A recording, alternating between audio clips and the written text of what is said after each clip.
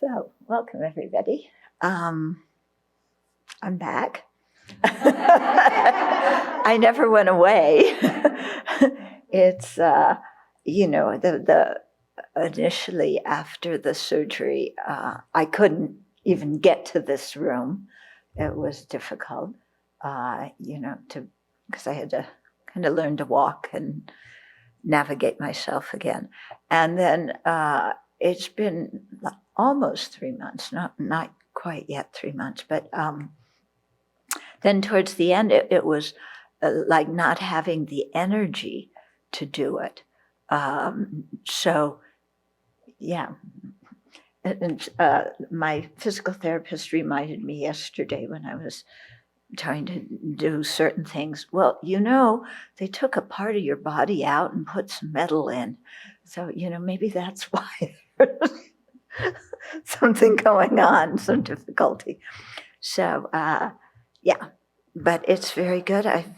The whole medical staff, everybody's been incredibly kind and very, very helpful. So I'm really appreciative.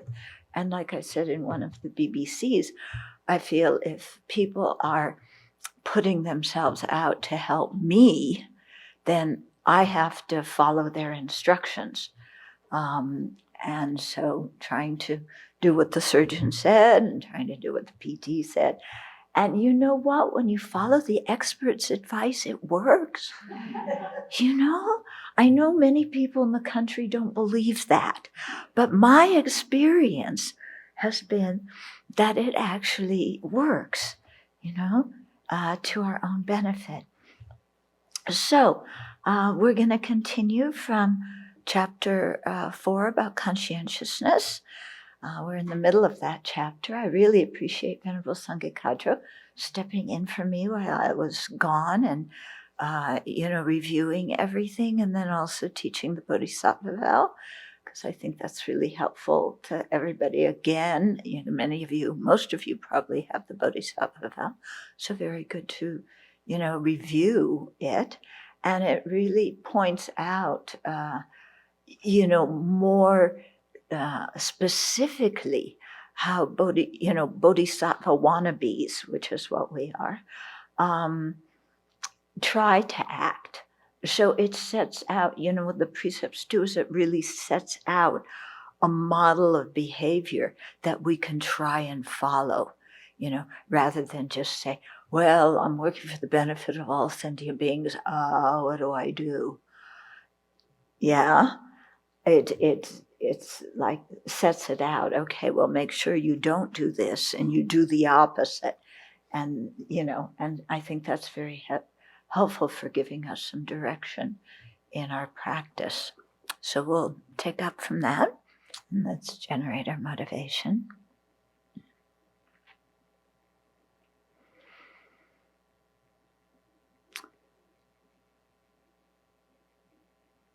So let's remember that everything we have, everything we know, everything that keeps us alive, everything that enables us to practice the path and attain full awakening, all of this depends on the kindness of sentient beings.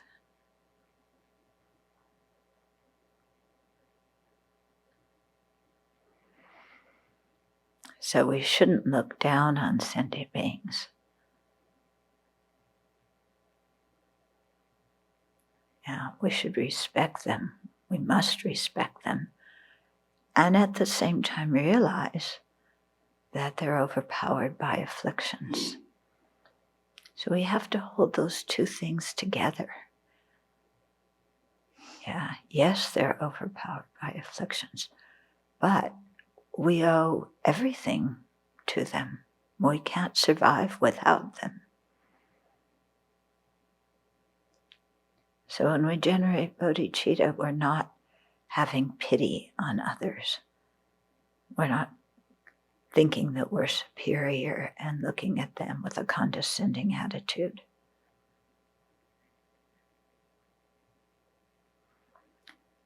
But we're looking at them with respect and with compassion. And this goes for all sentient beings. Doesn't matter their current status in society, their current wealth, their current level of realization. We want to look at all beings in all the realms in this way.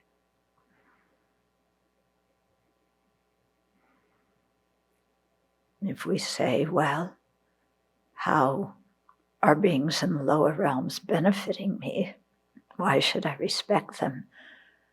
It's because in previous lives, they were our parents, our teachers, the farmers who grew our food, and so on.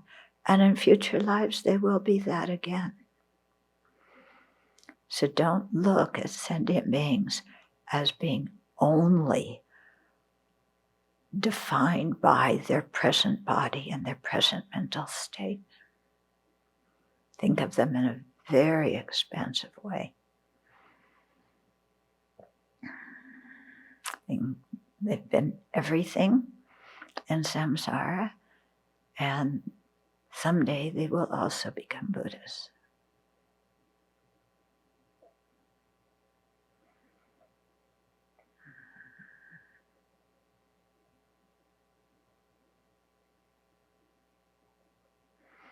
And let that be our motivation for listening to Shantideva's wonderful teachings today.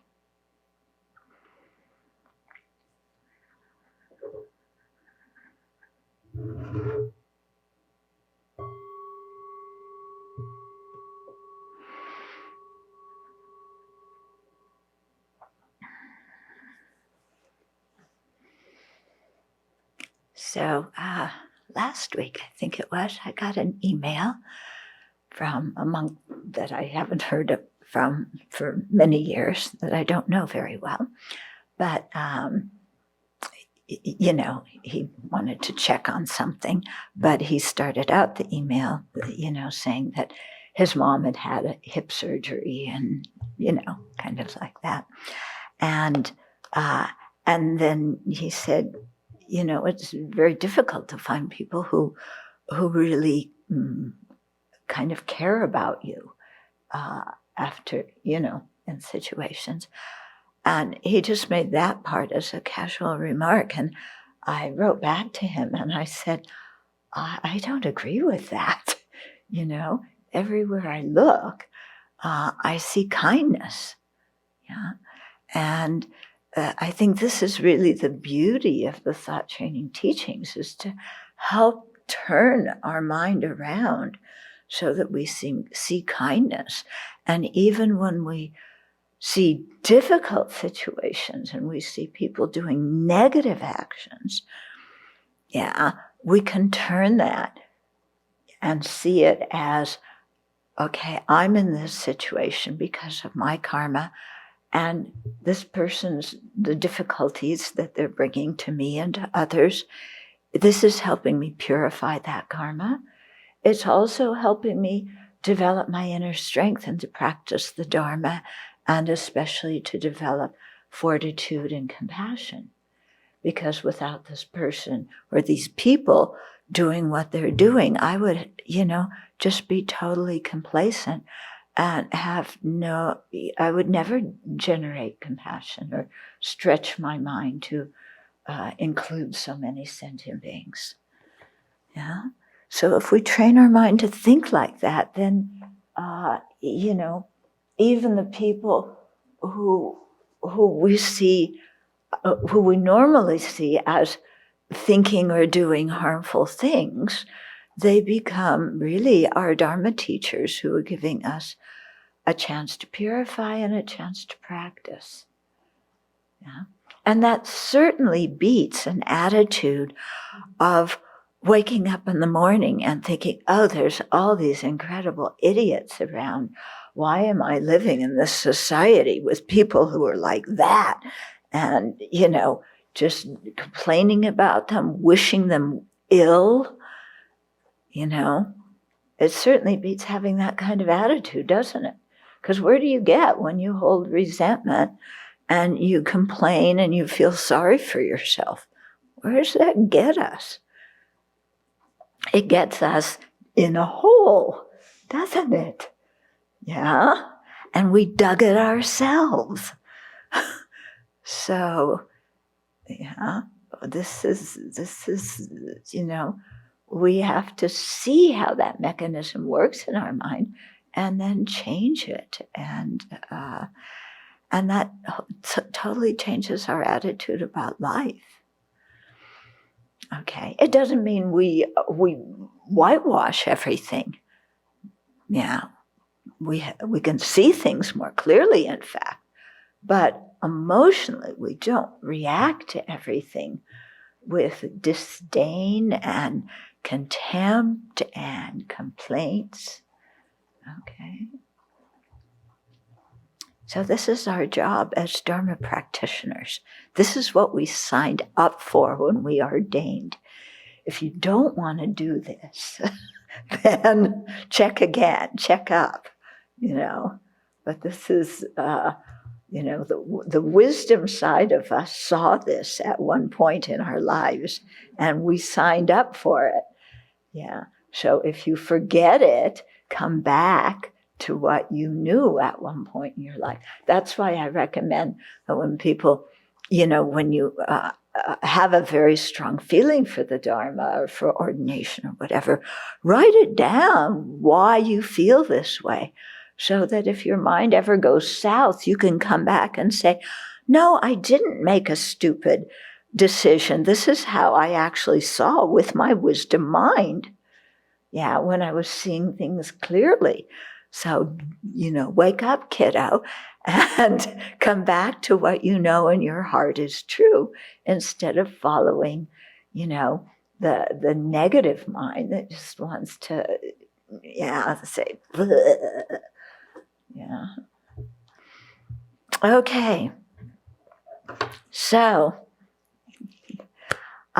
just to remind us, because we're on the chapter about conscientiousness, chapter 4, show us how Asanga defined it in the Compendium of Knowledge. So he said, what is conscientiousness? It is an awareness that while abiding with enthusiasm, with joyous effort, within non-attachment, non-anger, and non-ignorance, protects one's meditation on virtue and protects the mind from contaminated phenomena. Okay, so the mind has joyous effort that takes delight in virtue. It's it's a mind of non-attachment, which is a mind that doesn't see anything fascinating in samsara. It's a mind of non-anger, which is compassion, and a mind of non-ignorance that understands cause and effect and has some inkling about emptiness. And so that kind of virtuous state of mind, it protects our meditation on virtue and protects the mind from contaminated phenomena. Contaminated or polluted phenomena are the true dukkha, the first of the four truths, and it refers to things created out of ignorance. Okay? And so conscientiousness has the function of being the basis for perfectly accomplishing and completing all ordinary and transcendental perfections. Okay? So conscientiousness is what keeps our mind on track and doesn't let our mind get involved in all sorts of non-virtuous thoughts. Okay, so there's several other mental factors that help conscientiousness to fulfill that purpose, but it's a mind that respects virtue, that respects goodness, and so when we keep that in our mind, then we're not going to fall to cynicism and contempt and disrespect and so on.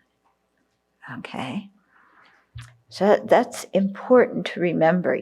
Sometimes our mind goes south, and we need to really remember what to cultivate to bring our mind back to where we want it to be. Okay, So we receive teachings in order to learn the techniques to do that. Then we have to think about the teachings we've heard. Yeah, before the situation arises. It means after teaching, you go back and maybe you listen to the talk again, you review your notes, you write down notes if you didn't take them, and then you think about those, you practice it, thinking about situations in your life where you can put that teaching in practice. And then you meditate on what you've heard, really integrating it with your life. Yeah, so these three things of hearing or studying, thinking, and meditating, that's how we get these things integrated in our mind. If we leave out one of those three steps, it's like, you're baking a cake and you're going to leave out the flour or something, you're not going to get the same result. Okay, so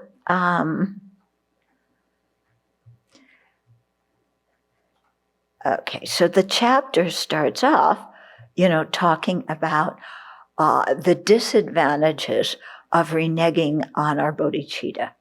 Yeah, the disadvantages of giving up bodhicitta and saying, these sentient beings, they're too corrupt, they're too this, they're too that. How can I ever benefit them? Okay, so giving up on sentient beings. It involves also giving up on yourself. This is too difficult, I can't do it. Yeah.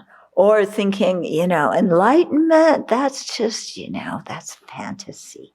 So I don't need to really keep these precepts. I don't need to really, what in the world was I thinking when I generated bodhicitta and made the determination to lead all sentient beings to enlightenment? What kind of egotistical thing was that for me to do? I can't even help myself. So forget sentient beings. I got to take care of myself first. Okay. And it's very easy, for that kind of mind to arise and say, I just made this ridiculous promise when I was totally infatuated. Well, Shantideva anticipated us thinking like that. Okay. And he had some comments about it. Okay. And so he says, well, I'm going to start a little bit earlier than where we left off. Because he says, therefore, I should practice respectively according to my promise. If I do not strive starting from today, then I will go from low to low. Okay? So if I don't, abandon negativity and downfalls, and if I don't abandon this thought that's saying, bodhicitta is too much, then what's going to happen to me? What's the result of that going to be? I'm just going to go back to what I was before, deep in my cynicism and thinking the world's totally screwed up. And where's that going to take me? Which of the three lower realms am I inviting myself to reside in when I think like that? Okay. And then verse 13, although for the benefit of every creature, countless Buddhas have passed by, I was not an object of their care because of my own mistakes. So if I'm not conscientious, I give up bodhicitta, I'm going to wind up just the way I was before. All these Buddhas came and taught the Dharma, and I wasn't around to hear it because I was born in a lower realm. Yeah. So, maybe I was even born at the time of Shakyamuni Buddha, but I was a flea, or I was a horse, or I was, a cockroach, or who knows what. And it's by my own doing and creating negative karma that I wound up in that state and wasn't able to hear teachings directly from the Nirmanakaya Buddha, Shakyamuni Buddha. Okay. So just thinking about, if I give up bodhicitta after I've made this incredibly amazing, virtuous, promise, what kind of effect is that going to have on me? And what kind of effect is it going to have on other sentient beings? It's like they use the example of you invited everybody to this big festival and this big feast, and all these starving, hungry people and rich people and everybody, they're coming to this feast and they all show up, and then you say, "Oh, sorry guys, I canceled it." Yeah. So that's a worldly example of, you say to everybody, "I'm going to work for your benefit and lead you to enlightenment, and I have to attain enlightenment first to really, do that myself first so that I can really be a benefit. And now I'm just, I'd rather watch TV." Yeah. So that's the example that they often use. So we don't want to be like that. Okay, verse 14 says, "And if I continue to act like this again and again, shall I undergo suffering in unhappy realms, sickness, bondage, laceration, and the shedding of blood." So I'm just creating my own hell realm by my own way of thinking and my own actions. Okay, this is the thing, when we're in a bad mood and we're complaining or we're angry or whatever, we don't think of the result of that bad mood. We don't think of the result of our complaining. We're so dug into the truth of what we happen to be thinking at that time, even though what we're thinking is total nonsense, that we can't even think about the results of what happens, not only if we think this way, but if we act according to those thoughts. Yeah. And we can certainly see that in what's happening in the country. People get involved in conspiracy theories, and, they're taken away. "Oh, if I advocate for this conspiracy theory, I'm going to be very popular. People will know my name. I'm going according to, what the God of conspiracy theories said, and, Q and Q's embodiment, and all these these politicians and so on. And, this is what I'm doing, and this is really true." Yeah. And then it doesn't work out. And so, like all the people who were following QAnon, they're so disappointed now. I've been looking at there was one, they were interviewing some people who were, QAnon supporters. And it was right before the election. It was like, just maybe even a day before the election, or even on the same day. And there was one guy, and he looked completely, it was, fine. He wasn't somebody who was like,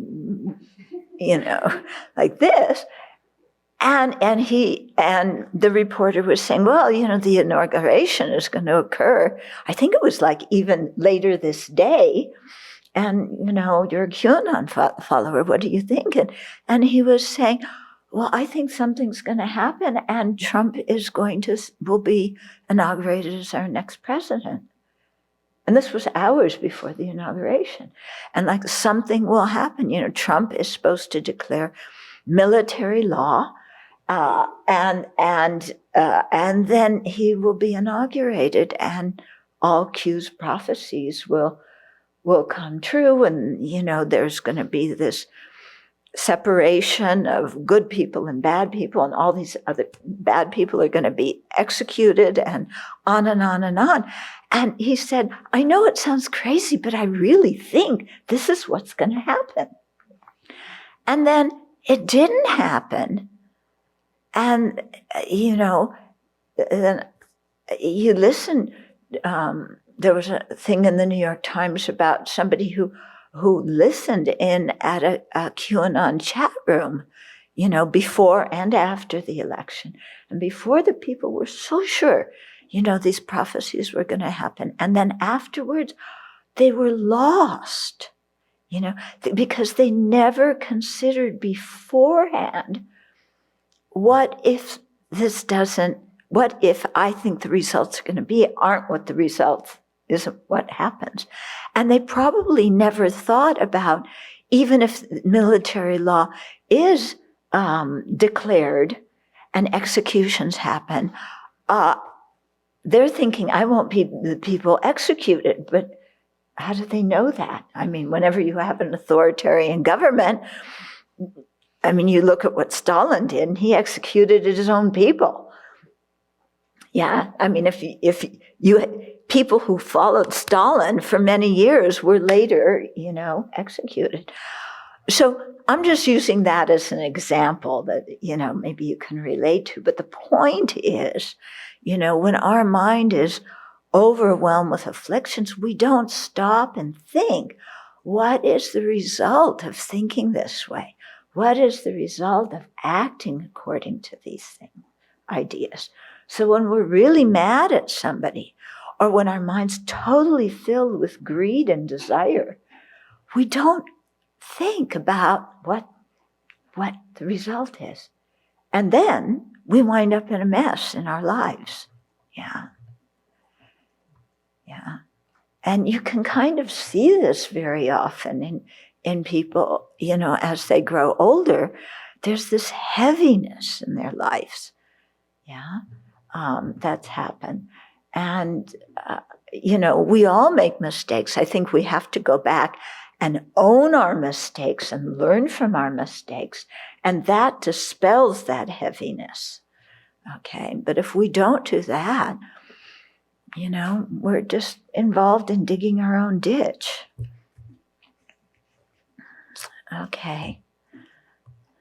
Then, verse 15. Yeah. So here we're going to talk about, again, disadvantages, but of what happens if our bodhicitta degenerates.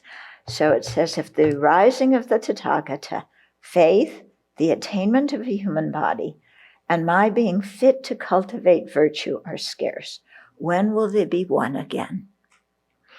So you may remember in the Guru Puja, Lama Chopa, in the dedication verse, they talk about the 4 Mahayana wheels.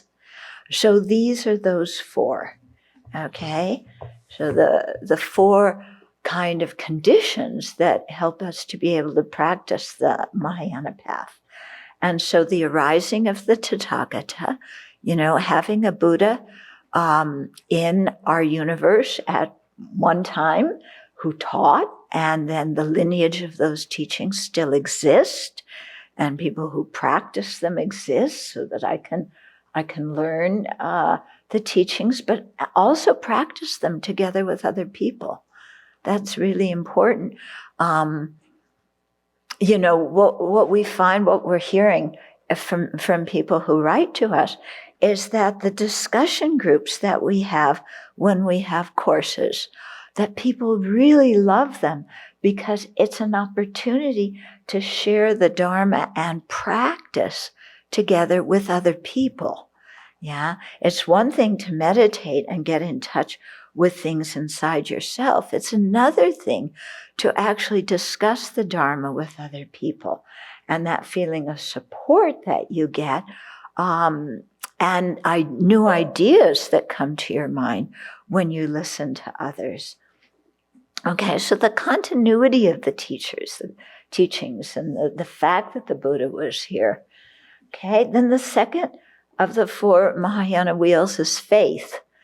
Yeah, so faith in the Mahayana, faith in the Dharma to start with, faith that the 4 truths are an accurate description of our situation. And here, the word faith in Buddhism doesn't mean the same as our ordinary Western word faith. We usually, our English word faith, we usually think of blind faith, like I believe, why do I believe? I'm not sure, but somebody else told me this was true, or something I read told me it was true. In Buddhism, when we talk about faith, and you'll hear, all His Holiness's teachings, he always emphasizes this again and again, is we have to think about the teachings. We have to use reason and logic. And when you do that, and when you apply the teachings to your life, then you really see the truth in the Dharma.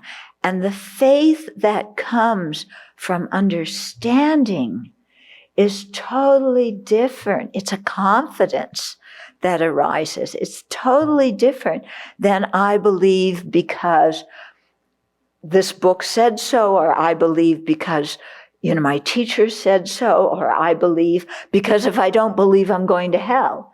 It's totally different from anything like that. It's belief because you've learned, you've thought about it, you've applied it to your life. Yeah. And that kind of belief is firm and steady. Okay. Whereas blind belief, all you can kind of fall back on is, and you say the same things over and over and over again. Yeah. Okay. Then the third of the four is the attainment of a human body. And so this is a great advantage because having a human body means we have a human brain and human intelligence. Okay? So having human intelligence is a great advantage on the path. Yeah. So it really, it pays, look at our cats. Yeah. Look at the flies in the meditation hall. Look at the stink bugs in Ananda. Yeah. Look at the deer. Look at the turkeys. Just take them as examples and imagine having that kind of body and that level of intelligence. And think, if I was born like that, then what would my mind be thinking about all day? Yeah. Would I have any attitude or any ability to understand the teachings? Yeah. Our kitties are delightful and we love them, and they've listened to more teachings than some of you have. But they've slept through most of them. And afterwards, if we ask, if we say, why are you chasing that mouse? Or why are you playing with that stink bug and killing it and eating it? They just look at us with their adorable eyes, that say, well, just love me and pet me and feed me. But imagine, if that's the extent of your intelligence, that you can't even understand somebody saying, don't harm others because they cherish their life as much as you cherish your life. Yeah, that you can't even understand that. So having a human body with human intelligence is very precious, and we should use that and not waste that opportunity. And then the fourth one is, how does he put it here? My being fit to cultivate virtue. Yeah, and that opportunity, being fit to cultivate virtue. In other words, I'm not imprisoned in a communist regime where I cannot even practice my religion, or forget about even being imprisoned, just even living publicly in that kind of regime. Yeah. The communism has changed nowadays, but looking back, if it's good. Do some reading about what Russia was like and what happened to the Buddhists in Mongolia, during Stalin ages. Do some reading about the Cultural Revolution, what happened to the Dharma in China and also in Tibet. Yeah. And see, would you be fit to practice? Would you have those conditions to be able to practice? Yeah. Where even, if you were saying mantra and moving your lips to say mantra, you could get arrested. Okay. One Geshe I knew, his family was, I guess kind of well-to-do in the sense that they had their own house. Anyway, he was, after the communist, Chinese communist invasion of Tibet, he was arrested, for being a monk, and he was imprisoned in his own family house. Yeah, because the house was turned into a prison. And he told me he did retreat, but he couldn't move his lips. He couldn't have a mala. What he did to count his mantra was he would kind of guesstimate how many mantra it took from the sun to move from here to there in the shadows in the, in the room or like that. Yeah, so very difficult.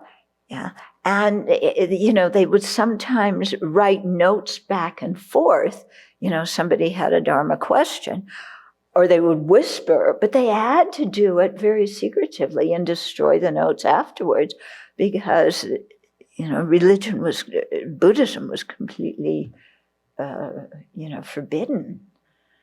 So having that kind of opportunity is really rare. Yeah. And, nowadays people have been saying, don't take democracy for granted. And a lot of us are going, wow, I've taken democracy for granted my whole life. I've taken living in a pluralistic society for granted. And now seeing, well, it's very precious. Yeah. So let's not fritter away that opportunity. That's verse 15. Verse 16. Although today I am healthy, well-nourished, and unafflicted. Yeah. Well, at least the first two. Yeah. Oh, but my little toe hurts. I don't know if I'm healthy or not. I have the sniffles. Maybe I better go to the hospital. Our what do you call it? Hypochondria. Yeah. No. Yeah, that's what it is, isn't it? So, so it's today I am healthy, well-nourished, and unafflicted. But life is momentary and deceptive. A body is like an object on loan for but a minute. So we feel that our life is so permanent. This body is, the body is the basis for our existence. It's never going to desert us. Yeah. But actually it's, they say that like in 37 practices, yeah, that the mind is just a guest in the guest house of the body. We're living in this guest house. It's not ours. And it's not going to last forever. And it's declining, moment by moment by moment. And it's interesting. You hear these teachings and you say yes. And when you're in your 20s and 30s, yes, I'm getting older. Everything's going to decline. And your 40s, yeah, that's going to happen. And, your 50s, yes, everything's declining. But what happens is your definition of old changes each decade. Yeah. And then somehow when you hit 70, then something changes when you hit 70. But it doesn't change that much because 80 is really old. And then you think, but Grassley in the Senate is 87. And he's still going, and Nancy Pelosi is 80 what? And she's still going, and Mitch McConnell, my goodness, He's 80 something. So 90 is really old. Yeah. Because 80 is only 10 years away from 70, but 60 is only 10 years away from 70. And 60 isn't exactly young anymore. It used to be that 10 years ago from what I was really young, but now 10 years ago from what I was, a little bit older, just like 10 years ahead. Well, now that's not so old. Yeah. So does that happen? Does that happen? You aren't even 70 yet. Yeah. So, it's very interesting, how that happens. Life is momentary and deceptive. The body is like an object on loan for what a minute is. And, you don't know. It could go like that. I mean, we got a request last week to pray for the friend of a friend who was somebody who one evening just started getting violently ill and vomiting, went into the bathroom, turned blue, fell over, and was dead in, it sounded like matter of not very long. Yeah. And so that happens to other people. That won't happen to us, will it? Yeah, well, that's what the people it happened to thought too. Yeah. And so then we get to, well, okay, it may happen to me, but if it does, it won't be for a long time. Yeah. Because if His Holiness plans on living till 113, well, I'm younger than him, so I can imagine living in longer. I'll live to 145. And even then, my body, because I'm going to exercise and my body's going to be fit, I'll be raring to go, at age 45. 145. Okay. So then verse 17 says, with behavior such as this, I shall not win a human body again. Like, come on, kiddo, you're telling yourself, basically we tell ourselves conspiracy theories, don't we? I mean, that's basically what afflictions are all about. I've really come to think about this whole term, conspiracy theories and fake news, in a totally different way these days. Because what our mind thinks under the influence of ignorance is conspiracy theories, and it's fake news, and it's alternative facts. Yeah. It's not just outside. We can't put this outside. This is what our own mind is doing when we're under the influence of afflictions. Yeah. Like, I'm not going to die today. Yes, I will finally get to the point. Yes, I will die, but I'm not dying today. Yeah. Isn't that an alternative fact? Well, we live until the end of the day and we say, yes, that wasn't an alternative fact. That was truth because I didn't die today. But based on that, then logically, I won't die tomorrow either. Logically, because I didn't die today, it means I won't die tomorrow? What kind of logic is that? Okay. So you make your a syllogism, I as the subject will not die tomorrow. The reason, because I didn't die today. Okay, so there's agreement. The reason agrees with the subject, I did not die today. Is there privation? Because I did not die today, I won't die tomorrow? There is no privation. And yet I believe that syllogism is true. Okay. So, we're telling ourselves alternative facts.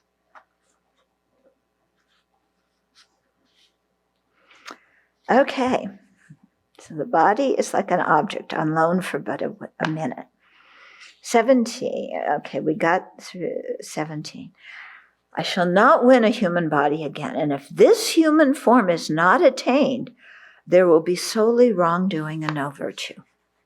So if I don't have a human body or a body of some of the gods, some of the gods are able to practice the Dharma, but it's still very difficult for them because they're like people who they're the super elite.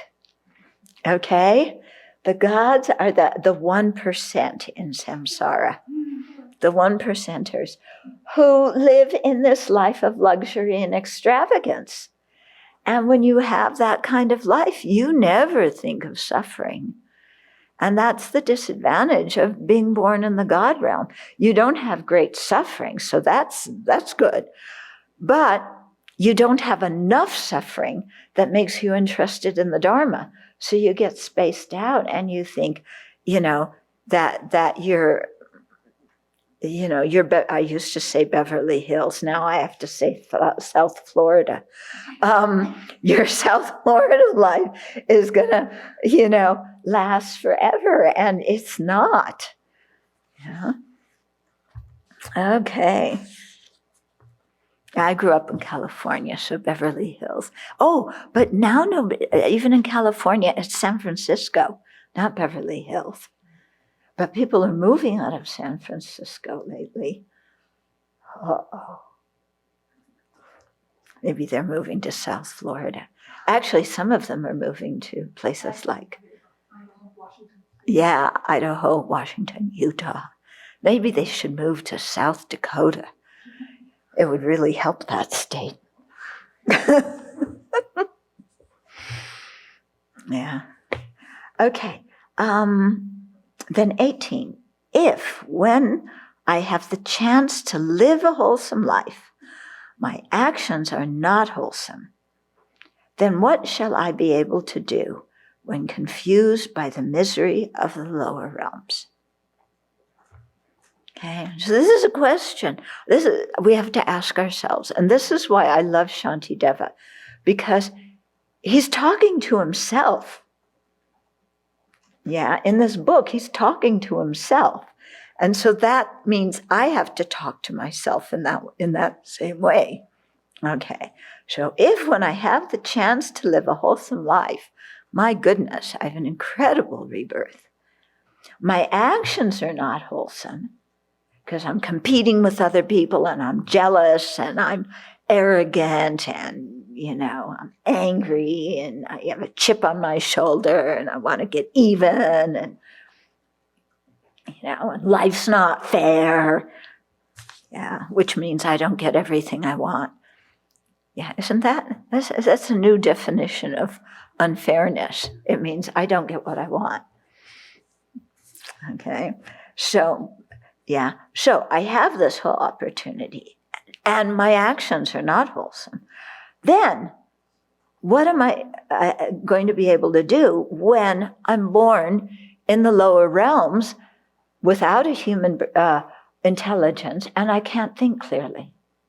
What am I going to do when I'm born as Maitri, I have to go in order, Maitri, Karuna, Mudita, Upekkha? What am I going to do when I'm born like that? Yeah. I'm born as Upekkha. I'll go and sit in Venerable Thubten's lap. Yeah. Is that going to get me to enlightenment? Yeah. It's a comfortable lap, but, it doesn't last forever. Okay. And she makes sure I come to the teachings when they used to be in Ananda, but they're not in Ananda anymore, so I'm missing out on the teachings. But even when she took me there, I slept through them. Yeah, or I growled at Maitri. Huh? So, what am I going to do if I'm born like that? Yeah, and that's just thinking animal realm. If you think hungry ghost room, hell room. 19, and if I commit no wholesome deeds there, but, in a lower rebirth, but readily amass much wrongdoing, then for 100 million eons I shall not even hear the words a happy life. So if I'm born in the lower realms, and there's no Dharma around me, and even if there is, I can't hear it, I can't think about it, I can't meditate on it. It goes in one ear and out the other, and sometimes it doesn't even go in that one ear. Yeah. Then what kind of actions am I going to accumulate? I'm going to accumulate lots of non-virtue. Okay? Lots and lots of non-virtue. So it doesn't matter how rich you are, and even as a human being, or how much fame you have, or how much social status you have, or how beautiful you are, or how athletic you are, or how many awards you've won. Yeah. None of that matters in terms of our spiritual life. Because none of that, when we die, is going to make any difference.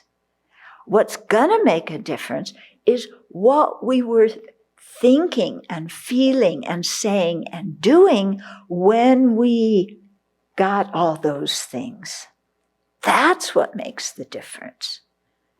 Yeah, not how we look to society, not our reputation, but what was going on in our mind when we were trying to get a good reputation and trying to be popular and trying to be athletic and artistic and recognized in society because of how wonderful I am, and so I'm famous and I'm rich and I'm at the top of the thing. What was I thinking? How was I acting that whole time? That's what's going to matter. That's what comes with us to the next rebirth. Yeah. So no sense being jealous of worldly people. Absolutely no sense at all. Okay? Because, if I wind up acting like that and I wind up in a lower realm, then it's going to be very difficult to create any virtue. All I'm going to have to rely on is all those times that Venerable Jampa made me walk around the Buddha statue in the garden when she took me for a walk. That's the virtue I have in my mind stream, from just going around that Buddha statue. That's all. Yeah. And so, it's going to be very difficult, and it's going to, as a result, very difficult to have an upper rebirth again. It's still possible because you still have some virtue that hopefully you created as a human being, and you have that virtue from the holy object. Yeah, so that's why we try and take our kiddies around the statue, or we chant out loud so they hear us or whatever. But that's all we're going to have to rely on if we waste our time now. Okay, and so even hearing the words "a happy life" will be quite difficult. Yeah. And so here I think, being born as a donkey in Dharamsala. So you may have certain sentient beings whose life you've witnessed and how suffering it is, and you just think, what if I were born like that? Yeah. Okay, so verse 20. For these very reasons, the Buddha has said that as difficult as it is for a turtle to insert its neck into a yoke adrift upon the vast ocean, it is more difficult to attain the human state. Okay? So this is really, emphasizing the rarity of our situation now. And again, if we don't use it, and we fall to the lower realms, how difficult it's going to be. So here there's this analogy that's found in the scriptures. I found it one day when I was reading the Pali scriptures. I can't remember which sutra it's in, but it's there. And it's an interesting analogy, because one part of our mind says, yeah, there's this yolk floating around and the turtle goes up, and yeah, it's going to take a long time for it to get its head through. And what's next? Okay. But actually spending a session imagining that yolk, just even in the Pacific Ocean, which is comparatively small to the ocean that they're thinking about here. And here's that, you take, imagine, what did you call the little rings that we had at kids that we floated around in the pool in? What were they called? Lifesavers? Yeah. Not the lifesavers you eat, but the lifesavers. Remember they were made out of plastic and they had clowns on them, and they were about this wide, and you stuck your head through and held on. Okay. So you imagine one of those floating around in the Pacific, yeah, and going from, the south, from, way down at the tip of the Pacific Ocean, near Antarctica, floating up across the ocean to Alaska, almost to the Bering Straits, going to the east to China, going to the west to Los Angeles, or actually even further west is South America, yeah? I mean, further east is South America. And here's this lifesaver, floating around, and you imagine it. Yeah, and it goes slowly. And here's this turtle who's blind at the bottom of the ocean, who comes up every 100 years. And what's the chance of him getting his head through that lifesaver? Yeah.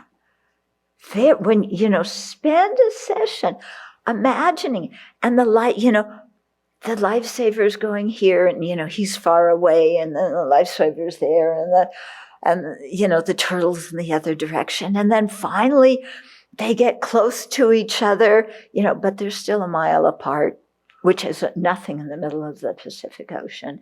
And then they get closer, and they're a yard apart, but he still can't get his head through the lifesaver. And then he hits the edge of the lifesaver, and gets deflected away. Can't get his head through there. And then he floats all the way, to the south of Chile, and the lifesaver goes all the way to the Bering Straits again. Yeah. Just the analogy can be quite powerful of that's how difficult it is to get a human life. Then our mind goes, well, why is it so difficult? I mean, we have overpopulation on this planet. Why is it so difficult? Well, compared to the number of sentient beings there are, the number on this planet is minuscule. Okay. Even compared to the number of living beings on this planet, the number of human lives is minuscule. Think of all the beings in the oceans. Yeah. Think of all the ants and the bees and the murder hornets and, all these different things. Yeah. All these living beings. And how many beings are there? Living beings compared on the planet compared to human beings. Yeah. I heard once it was for every human there was 10 to the 24th in sex and animals. For every human being, there's 10 to the 24th insects and animals. Yeah, somebody's guesstimate. But when you think about it, think on Sravasti Abbey land. Yeah. Well, unfortunately, the number of of deer and elk have declined in recent years. Turkeys, we don't have so many this year. A few years ago, we had 60. Now we don't have so many turkeys. They might come back. But ants, yeah. Have you noticed the 2 anthills that are right outside the door here that become active in the summer? They're covered by, hay. You can't notice them so well now. 2 very big anthills that are buzzing. Yeah, and they're just very close to here. How many anthills are there around? How many, what do stink bugs live in? I've never heard of stink bug hills, but I have a lot of them in my bathroom. I don't know what they like about my bathrooms. Well, it stinks. Just that's why. But, and then we start to think of bees and, we have lots and wasps and, in the summer they all come. How many ants are down at the end of the garden? Remember how many ants were in Ananda Hall one year? Oh my goodness, when we took the ceiling out of the downstairs basement and opened it up and it was completely filled with ants. We were outnumbered. Yeah. So if you think about that, just by numbers alone, it's difficult to get. Why? Because it's hard to create the cause for an upper rebirth. Okay? It's hard to create the cause. And you say, well, yeah, it's not that hard. Well, think about it. Yeah, think about it. Well, okay, there's all these people, who belong to ISIS. They go around beheading people. They're bad people. But, everybody I know, they're really good. They don't create any negative karma. Well, look again. Yeah. Do the people are they always virtuous? Do they ever get angry and upset? Do they ever say nasty things? Are they ever biased? Are they ever racist? Are they ever partisan? Yeah. Are they ever greedy? Are they ever condescending? Yeah. Are they totally 100% truthful all the time? Do they tell their taxes accurately? Do they speak kindly all the time? When you start thinking, even the people that you consider to be good people create a lot of negativity. Yeah. And so and then you start looking at your own life. Well, I thought I was a pretty good person. This is my big awakening when I first met the Dharma. It's like I went in, there I was in my Indian clothing and my earrings and my long hair, and here I am. And then my big shock was, oh, yeah, when I look at my life, I haven't created very much virtue at all, like hardly anything. And my whole life has basically been centered around me and I want what I want when I want it. Yeah, that's my life story. Yeah, very easy. Yeah, people sometimes say, well, how about if you write a biography, Have somebody write a biography. Well, that's my biography. I want what I want when I want it. Yeah, and you can fill in the details. So, if that's what it is, it's very difficult to create the cause of upper rebirth. Yeah. And that's even this life when I've met the Dharma. Now, what about the lives when I was born as somebody who said, Buddhism is just junk, my religion's the best, or no religion is the best. Yeah. What about when I was born like that? And my mind was filled with tons of wrong views. well, actually, thinking like that wasn't so far away. I spent several decades of this life thinking like that. Yeah. And so then you really see it's not just by analogy, it's not just by numbers, it's by how difficult it is to create the cause for an upper rebirth. Yeah. And then it really makes you think, I better get my act together. Yeah, I got to get my act together here.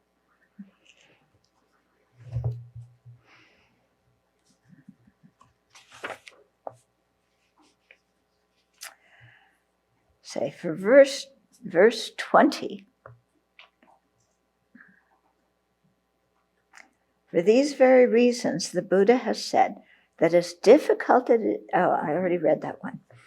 I'll read it again. That as difficult as it is for a turtle to insert its neck into a yoke adrift upon the vast ocean, it is more difficult to attain the human state.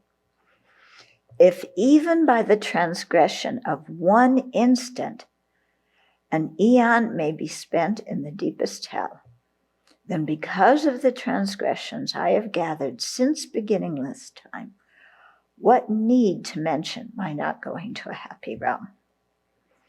Okay, so here it's saying, even if you transgress, you have, it's not just talking about one little blip of, a negative thought, but, I think especially in relationships to our precepts or things like that. If you have, it says in one instant can mean that, one instant can mean as long as it takes to complete the activity. So one instant has a very broad definition. Okay, but because of something that is seemingly small, I could spend an eon in the deepest hell. Okay. You're going to say, well, this one instant, why is it going to wind up as a big rebirth? Such a bad rebirth for a long time. Well, remember when we talk about the 4 general attributes of karma?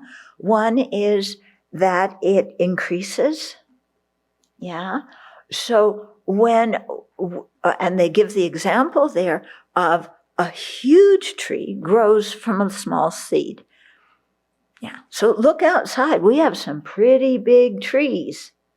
Yeah. It's good. Stare at some of those huge trees we have and think they started out from something that was that big. Isn't that amazing? That one of those trees started from something that big. And then you walk in the forest and you see, these little first beginnings of a tree. They're just they're about this big. You notice them when you walk and you're looking at the ground. And it's like, that has the potential to grow into this. Yeah. So in a similar way, if we implant in our mind seeds of negativity and we don't purify them and we reinforce them by acting and thinking in that way again and again, then it's like that tiny seed, which at first is under the ground. You can't even see the sprout. Getting the water and the fertilizer and the summer sun, and then slowly growing bigger. Okay, so that's why in purification is very, very important. Purification with the 4 opponent powers, because if we don't do that, we've planted seeds of negativity on our mind, and then we're just letting them sit there and germinate. It's like, what it's like when you have cheese and even you put it in the refrigerator to keep it fresh, it grows mold.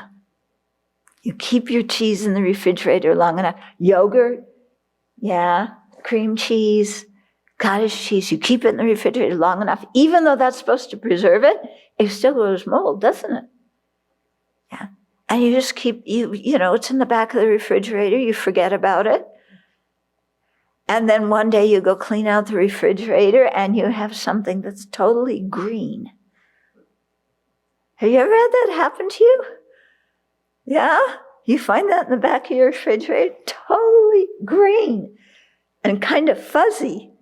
And it's like, oh, that was the cheese or the yogurt or the cream, you know, I had before. Oh, I forgot. So that's what happens, you know, when we habituate ourselves with a negative action. Yeah, we're putting more, you know, seeds of mold seeds, you know, in our mind. And then we just leave it there and it, you know, it goes bad by itself. Yeah, because we don't purify it. It just, you know, it grows. And I think that's how somebody found out about liquor. They left some grapes, you know, somewhere. They put the grapes in the bottom of their you know, cold place. Yeah, their cold room, and then came back a few years later and noticed those grapes, and they turned into alcohol, you know. I mean, people must have been, you know, that's how people discovered things. It wasn't like, yeah. So it's like that, you know, we just like let something, we put the negative seeds in and it ferments. Yeah. And then, you know, we kind of wake up at one time and go, oh, no wonder I'm so angry all the time, you know? No wonder I'm so cynical. No wonder I'm so selfish. I've just been, you know, planting this in my mind for a long time, thinking that it's good and right because that's what everybody else does. Yeah, that's what society thinks. That's what my family, love them as I might, you know, that's what they taught me. Yeah. Get ahead in this world. Make a name for yourself. Yeah. In whatever kind of way your particular family encouraged you to do that. And then, you know, it was all involved around the happiness of this life. And that's what we did. And then, you know, we discovered the fermented grapes after a while and the moldy cream cheese. Yeah. And I go, oops.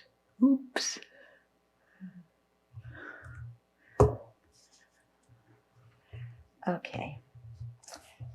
So I should leave some time for questions and maybe answers. Questions? When I think about the rarity of creating pure ethical conduct, my mind kind of shuts down and is like, that's impossible, like looking at my life of acting ethically. So, okay. Now, is that true? What? That it's impossible to create ethical conduct? It feels really, really hard. I don't care how it feels. Is it true? We can feel lots of things. We shouldn't trust our feelings all the time. Sometimes our feelings are garbage. Mm-hmm. Is that true? Okay. How did you, okay, you have a precious human life right now. Okay. You have the 8 freedoms. You have the 10, the 8 freedoms, the 10 fortunes. What's the cause of your precious human life? What's the principal cause of your precious human life? Ethical conduct. And second cause?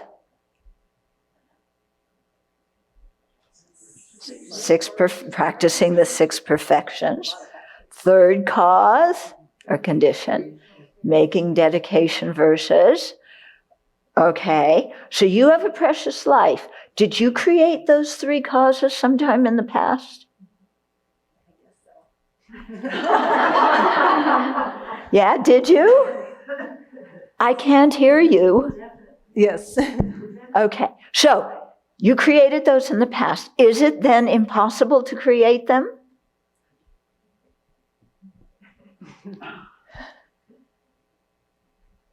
You did it already. Is it impossible to create those causes? No, but I guess that's where it comes into the faith part of believing these. You are telling yourself conspiracy theories. And you're believing them. Okay? Yeah. So can you create the causes? Yes. Louder. Yes, you can. So why are you telling yourself you can't? And why are you believing those stupid thoughts?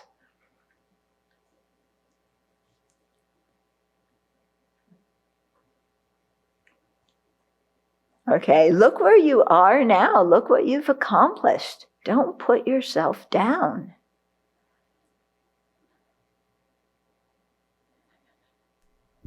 I guess it just feels more like a logical thing that it's.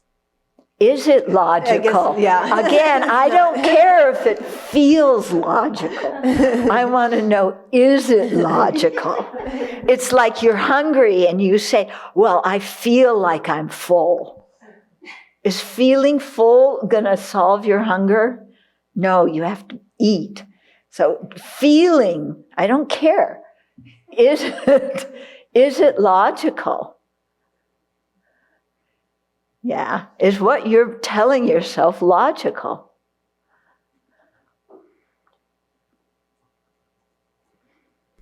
I guess it doesn't feel, it doesn't seem logical, as that's where my mind gets stuck, that to not kill and to do all those things, yeah.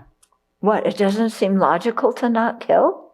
To know, yeah. Know that creates a Yeah, yeah, based on kind of humans and just so many factors that we do. Well, we'll take it the other way. Does killing, what's your feeling about killing? Does killing bring you something good in your life? But kind of biologically, the way we've been. Forget that. But tell me what you think, right? Yeah, well, even biologically, does killing get you anywhere? It keeps you alive. Really? Human beings, we've been killing each other for a long time. And what you kill one human being, what is that? What happens? They get all their friends to come and kill you back. That's what war is about. It starts with one person. Does killing say, Yeah. Killing doesn't keep you alive. Killing makes other people hate you and want to kill you. Doesn't keep you alive. I mean, you got to think even evolutionary, what His Holiness talks about when he says it's survival of the most cooperative, not survival of the fittest. Okay. And he gives the example of the bees and the ants, who help each other. And so the whole community thrives because of that. Yeah. I mean, imagine here, you said, killing keeps you alive. Yeah, so imagine here at the Abbey, we start killing each other. Yeah, then what's going to happen? That's not going to keep us alive. Okay, so if killing doesn't, even biologically help, because we have to stay alive biologically. Like I said, our initial motivation, we depend on other living beings. Okay, so if killing is non-virtuous, it isn't conducive for human happiness, then shouldn't abandoning killing be something that's conducive for happiness? Wouldn't that be logical? Yeah. Otherwise, your ethics get completely twisted. then stealing becomes logical. If I steal, then I'm rich. So stealing keeps me alive. So everybody should steal from each other. Then what kind of society we have? Where it's good to kill because biologically it keeps us alive, and it's good to steal but that keeps us alive too, because then we have all the food and nobody else has it. Yeah. Then what kind of society do you have where everybody's doing that? Does that bring happiness? It's the one we live in. Huh?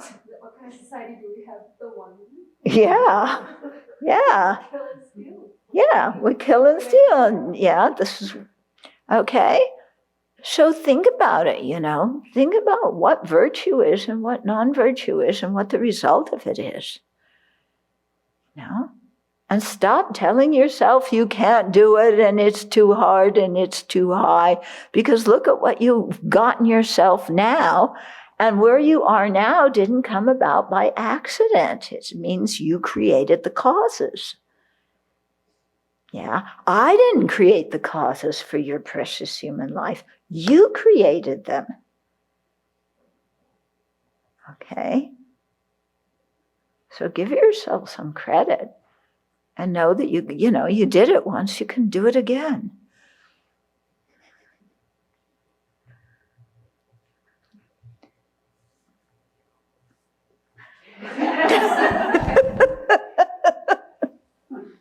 Okay, so we have to close now.